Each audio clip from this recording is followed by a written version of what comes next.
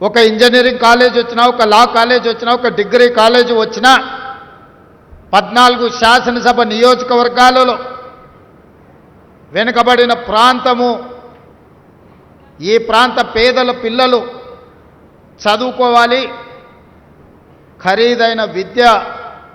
మన పేదలకు ఖర్చు పెట్టే స్తోమత లేకపోవడం వల్ల అన్ని రకాలుగా ఆలోచన చేసి ఈ జిల్లాలో ఉన్న ఎస్సీ, ఎస్టీ, బీసీ, మైనారిటీ పిల్లలు 90% ఈ పిల్లల కోసం నాణ్యమైన విద్యను అందించాలని 14 శాసనసభ నియోజకవర్గాలలో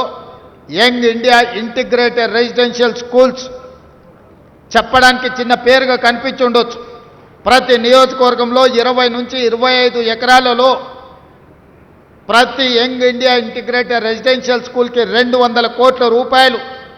14 young India integrated residential schools 2800 కోట్ల రూపాయలతోటి ఈరోజు నాణ్యమైన విద్యను పేదలకు అందించాలి అని మన ప్రభుత్వం నిర్ణయం తీసుకొని దాదాపుగా అన్ని నియోజకవర్గాలకు మంజూరు చేసినాం.